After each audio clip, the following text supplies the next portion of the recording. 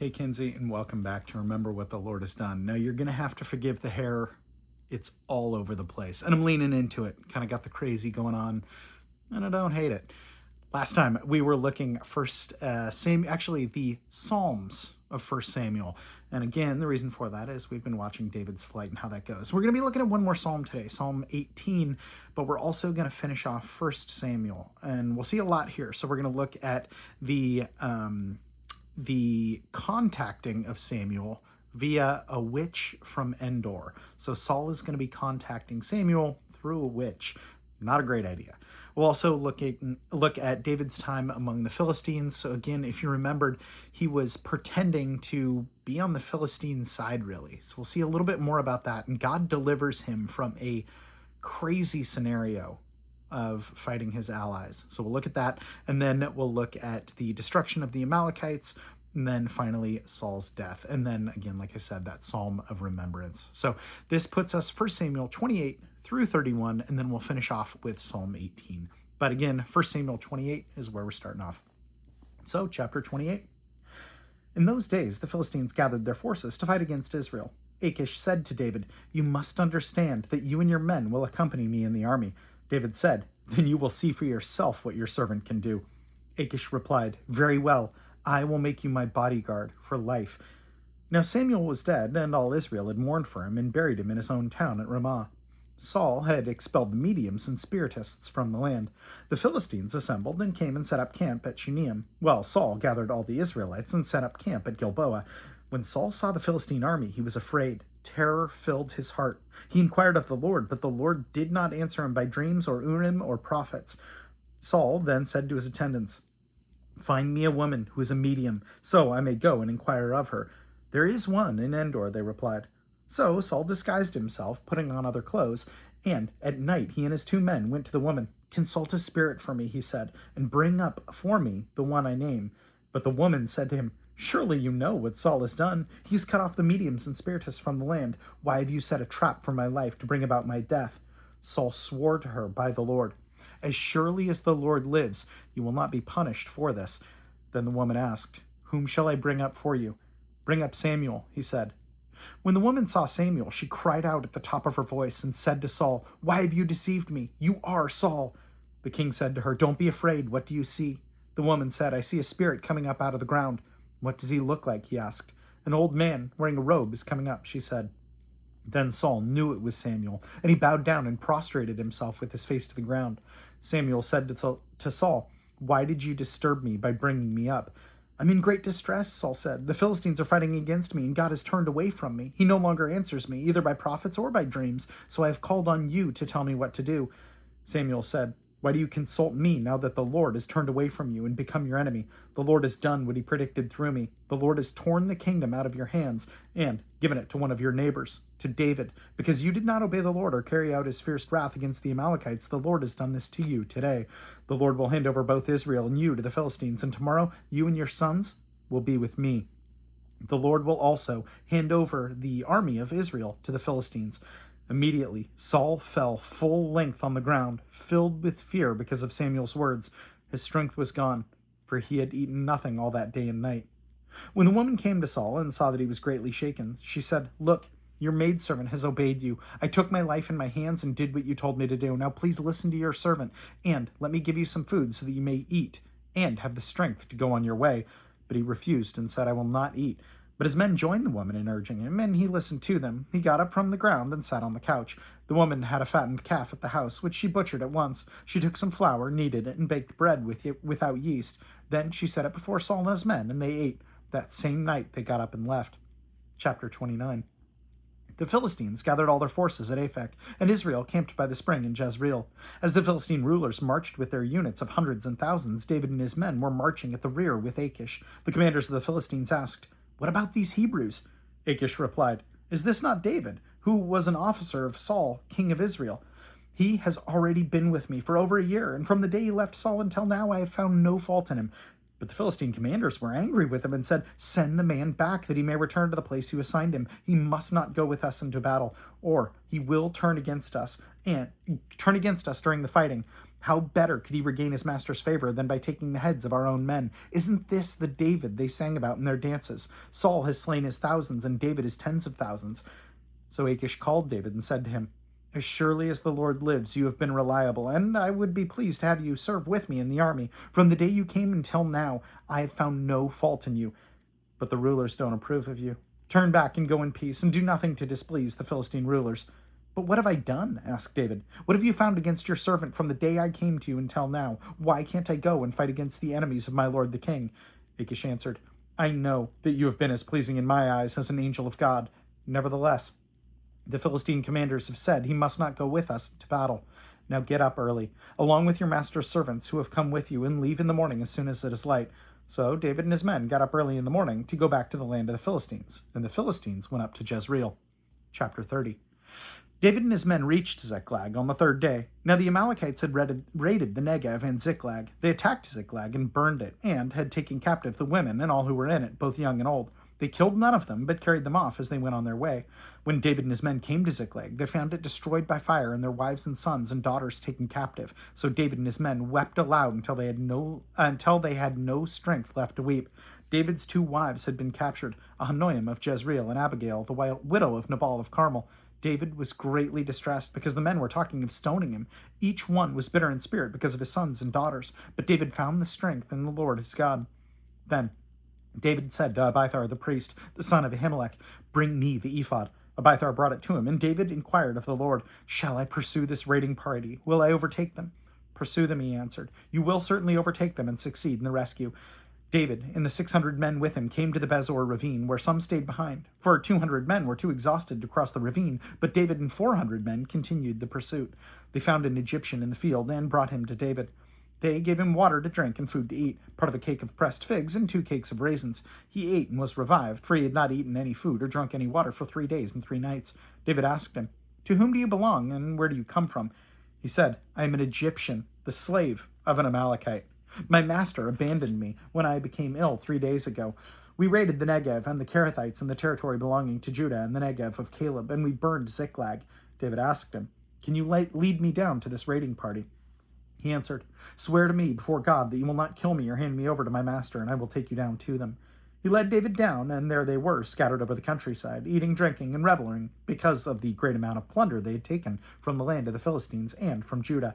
David fought them from dusk until evening of the next day, and none of them got away, except 400 young men who rode off on camels and fled. David recovered everything the Amalekites had taken, including his 2 wives. Nothing was missing, young or old, boy or girl, plunder, or anything else they had taken. David brought everything back. He took all the flocks and herds, and his men drove ahead of them. And his men drove them ahead of the other livestock, saying, This is David's plunder. Then David came to the other 200 men who had been too exhausted to follow him, and who were left behind at the Bezor ravine. They came out to meet David and the people with him. As David and his men approached, he greeted them, but all the evil men and troublemakers among David's followers said, Because they did not go out with us, we will not share with them the plunder we recovered. However, each man may take his wife and his children and go. David replied, No, my brothers, you must not do that with what the Lord has given us. He has protected us and handed over to us the forces that came with us. Who will listen to what you say? The share of the man who stayed with the supplies is to be the same as that of him who went down to the battle. All will share alike. David made this a statute and an ordinance for Israel from that day to this. When David arrived in Ziklag, he sent some of the plunder to the elders of Judah who were with his friends, saying, Here is a present for you from the plunder of the Lord's enemies. He sent it to those who were in Bethel, Ramoth Negev, and Jatir, to those in Aroer, Sithmoth, Eshtemoa, and Rakal, to those in the towns of the Jerahmeelites and the Kenites, to those in Hormah, Borashan, Aktha, and Hebron, and to those in all the other places where David and his men had roamed. Chapter 31. Now, the Philistines fought against Israel, and the Israelites fled before them, and many fell slain on Mount Gilboa. The Philistines pressed hard after Saul and his sons, and they killed his sons Jonathan, Abinadab, and Malchishua. The fighting grew fierce around Saul, and when the archers overtook him, they wounded him critically. Saul said to his armor-bearer, Draw your sword and run me through, or these uncircumcised fellows will come and run me through and abuse me. But his armor-bearer was terrified and would not do it, so Saul took his own sword and fell on it. When the armor-bearer saw that Saul was dead, he too fell on his sword and died with him. So Saul and his 3 sons and his armor-bearer and all his men died together that same day. When the Israelites along the valley and those across the Jordan saw that the Israelite army had fled and that Saul and his sons had died, they abandoned their towns and fled, and the Philistines came and occupied them. The next day, when the Philistines came to strip the dead, they found that Saul and his 3 sons fallen on Mount Gilboa, and they cut off his head and stripped off his armor, and they sent messengers throughout the land of the Philistines to proclaim the news to the temple of their idols and among their people. They put on his armor in the temple of the Ashtoreths and fastened his body to the wall of Bethshan. When the people of Jabesh Gilead heard what the Philistines had done to Saul, all their valiant men journeyed through the night to Bethshan. They took down the bodies of Saul and his sons from the wall of Bethshan and went to Jabesh, where they burned them. Then they took their bones and buried them under a tamarisk tree at Jabesh, and they fasted for 7 days. Psalm 18. I love you. Actually, here, let me give the preface of this. For the director of music of David, of the servant of the Lord, he sang to the Lord these words of this song when the Lord delivered him from the hand of all his enemies and from the hand of Saul. He said, verse 1, I love you, Lord, O Lord, my strength. The Lord is my rock, my fortress, and my deliverer. My God is my rock in whom I take refuge. He is my shield and the horn of my salvation, my stronghold. I called to the Lord, who is worthy of praise, and I am saved from my enemies. The cords of death entangled me, the torrents of destruction overwhelmed me. The cords of the grave coiled around me, the snares of death confronted me. In my distress I called to the Lord, I cried to my God for help. From his temple he heard my voice. My cry came before him into his ears. The earth trembled and quaked, and the foundations of the mountains shook. They trembled because he was angry. Smoke rose from his nostrils, consuming fire from his mouth. Burning coals blazed out of it. He parted the heavens and came down. Dark clouds were under his feet. He mounted the cherubim and flew. He soared on the wings of the wind. He made darkness his covering, his canopy around him, the dark rain clouds of the sky. Out of the brightness of his presence, clouds advanced, with hailstones and bolts of lightning. The Lord thundered from heaven. The voice of the Most High resounded. He shot his arrows and scattered the enemies. Great bolts of lightning and routed them. The valleys of the sea were exposed, and the foundations of the earth laid bare at your rebuke, O Lord, at the blast of breath from your nostrils. He reached down from on high and took hold of me. He drew me out of deep waters. He rescued me from my powerful enemy, from my foes who were too strong for me. They confronted me in the day of my disaster, but the Lord was my support. He brought me out into a spacious place. He rescued me because he delighted in me. The Lord has dealt with me according to my righteousness. According to the cleanliness of my hands, he has rewarded me. For I have kept the ways of the Lord. I have not done evil by turning from my God. All his laws are before me. I have not turned away from his decrees. I've been blameless before him and have kept myself from sin. The Lord has rewarded me according to my righteousness, according to the cleanliness of my hands in his sight. To the faithful, you show yourself faithful. To the blameless, you show yourself blameless. To the pure, you show yourself pure. But to the crooked, you show yourself shrewd. You save the humble, but bring low those whose eyes are haughty. You, O Lord, keep my lamp burning. My God turns my darkness into light. With your help, I can advance against a troop. With my God, I can scale a wall. As for God, his way is perfect. The word of the Lord is flawless. He's a shield for all those who take refuge in him. For who is God besides the Lord, and who is our rock? Who is the rock except our God? It is God who arms me with strength and makes my way perfect. He makes my feet like the feet of a deer. He enables me to stand on the heights. He trains my hands for battle. My arms can bend a bow of bronze. You give me your shield of victory, and your right hand sustains me. You stoop down to make me great. You broaden the path beneath me so that my ankles do not turn. I pursued my enemies and overtook them. I did not turn back until they were destroyed. I crushed them so that they could not rise. They fell beneath my feet. You armed me with strength for battle. You made my adversaries bow at my feet. You made my enemies turn their backs in flight, and I destroyed my foes. They cried for help, but there was no one to save them. To the Lord, but he did not answer. I beat them as fine as dust borne on the wind. I poured them out like mud in the streets.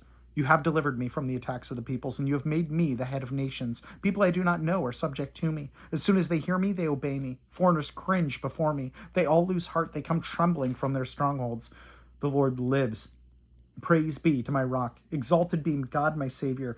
He is the God who avenges me, who subdues nations before me, who saves me from my enemies. You exalted me above my foes. From violent men you rescued me. Therefore I will praise you among the nations, O Lord. I will sing praises to your name. He gives his king great victories. He shows unfailing kindness to the anointed, to David and his descendants forever. That's an awesome praise that David gives there. That's such a cool summary of you have fled, or he's been fleeing for so long, and yet he recognizes all that God has done, and that God is not only his deliverer, but his sustenance as well. So he's living daily because of God. Really cool to see that. The the thing that I had a lot today. There was a lot of memories that I had a really good day. We had a really good day. There were parts of it that were tough, but I had a really good day. And it's not what I thought I'd be excited about. I thought I was going to be excited about something else today. So today was Saturday Gun Day. So I've been looking forward to getting a couple guns for probably a year and a half, and finally had the money and bought them. Really exciting. Got to pick them up today. It was really cool. That was the start of my day. It was really cool. And so that was really neat. And I got a mocha right after that. So I had a good drink, got a couple guns, really exciting. But the parts that were memorable and really cool from my day were all unexpected. I don't even know where to begin, but we were fixing some stuff on some bikes. When I got home, we started fixing some stuff on some bikes, and to keep you and your sister busy, we gave you some sidewalk chalk. And you were unattended for, I don't know, maybe a minute, maybe 30 seconds, as we were looking at other stuff, doing other stuff. And you turn around and you have chalk all around your mouth and on your face, covered on your hands, all over the place, this sidewalk chalk. So you're not quite ready for chalk yet, but you were excited. You were ecstatic. So it was super cute. Beyond that, you had chicken tenders in the car when we were coming back from the bike shop. We got something to eat, and you were eating chicken tenders in the car, and you said you wanted your shoes off. You shoe. So I took your shoes off. Socks. So we took your socks off. So you're barefoot, your toes were sticking out, you had your chicken tender, and you were just looking around, living your best life as we were driving. Super cute. And then you got too thirsty from having too many chicken tenders. So water, and you just had chicken tender crumbs everywhere, and it was super cute for the first 10 times that you said it. And that persisted all the way home. So nobody's perfect there. We forgot your water, but really cute moment at the start, and then it stopped being cute, but it was still incredibly memorable, and it was sweet in its own way. Earlier in the day, you were just lounging on me, full on lounging on me, just watching Mickey Mouse. All these really cool moments that I didn't know were going to happen a year and a half ago when I got excited about these guns. All of this stuff I've been looking forward to for so long, and yet God gave me these amazing memories of you that I didn't count on and that I don't deserve, and they came from out of nowhere, and God sustains my life through that, and it's amazing that God has done that. Who am I to be able to get to experience that? It's cool. It's really cool. It's worth praying about, so let's do it.